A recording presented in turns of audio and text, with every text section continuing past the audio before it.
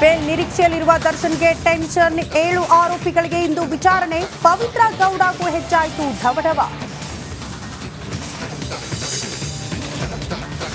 ಧನಪಿಶಾಚಿ ಹೆಂಡತಿ ಕಾಟಕ್ಕೆ ಅತುಲ್ ಸೂಸೈಡ್. ಉತ್ತರ ಪ್ರದೇಶದಲ್ಲಿ ಅತುಲ್ ಅತ್ತೆ ಬಾಮೈದನಿಗಾಗಿ ತಲಾಶ್. ರಾಜ್ಯದಾದ್ಯಂತ ಜಸ್ಟಿಸ್ ಫಾರ್ ಅತುಲ್ ಕ್ಯಾಂಪೇನ್.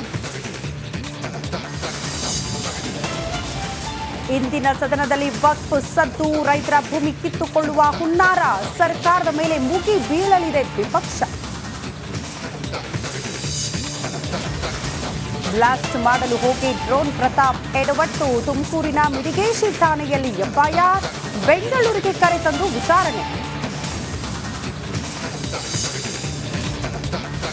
ಇಂದು ಅಂಜನಾದ್ರಿಯಲ್ಲಿ ಹನುಮ ಜಪ.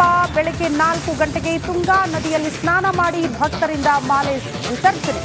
ಕೊರೆವ ಚಳಿಯಲ್ಲೂ ಭಕ್ತರ ಹನುಮ ಜಪ.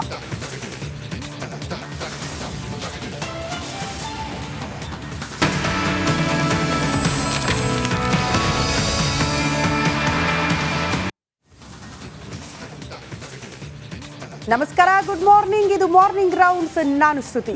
ಮೀಸಲಾಯಿತು. ಈಗ ಸದನದಲ್ಲಿ ವಕ್ಫ್ ವಾರ್ ಶುರುವಾಗಲಿದೆ. ವಿಧಾನಸಭೆಯಲ್ಲಿ ಸದ್ದು ಮಾಡಲಿದೆ ವಕ್ಫ್ ವಿವಾದ. ಚರ್ಚೆಗಾಗಿ ನಿಲುವಳಿ ಮಂಡಿಸಿದ್ದಾರೆ ವಿಪಕ್ಷದವರು. ರೈತರಿಗೆ ನೋಟಿಸ್ ಜಾರಿ ಮಾಡಿ ವಕ್ಫ್ ಬೋರ್ಡ್ ಎಡವಟ್ಟು ಮಾಡಿಕೊಂಡಿದೆ. ಇದೇ ವಿಚಾರವನ್ನ ವಿಪಕ್ಷಗಳು ಸದನದಲ್ಲಿ ಅಸ್ತ್ರ ಮಾಡಿಕೊಳ್ಳಲಿದೆ.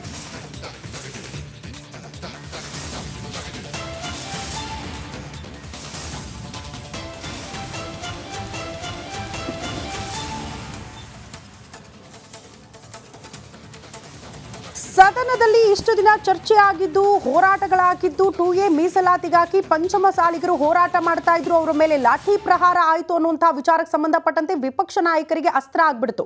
ಈಗ ಇದಾದ ಬಳಿಕ ಇವತ್ತು ಯಾವ ವಿಚಾರ ಚರ್ಚೆ ಆಗುತ್ತೆ ಅಂದ್ರೆ ವಕ್ಫ್ ವಿವಾದ.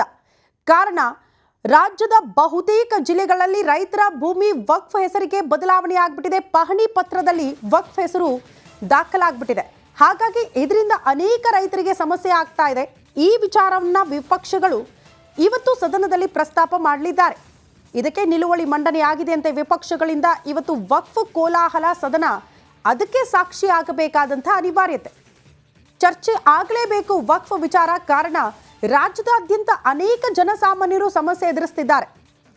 ವಕ್ಫ್ನ ನಿಯಮಗಳು ಏನೇ ಹೇಳಿದ್ರು ಕೂಡ ಬಂದು ಈ ಜಾಗ ನನ್ನದೇ ಅಂದ್ರೆ ಎಲ್ಲಿಗೆ ಹೋಗಬೇಕು ಜನಸಾಮಾನ್ಯರು? ಕೋರ್ಟ್ ಹತ್ರ ಹೋಗಕ್ಕಾಗಲ್ಲ. ಬದಲಾಗಿ ಇದೇ ವಕ್ಫ್ ಟ್ರಿಬ್ಯುನಲ್ ಹತ್ರ ಹೋಗಬೇಕು.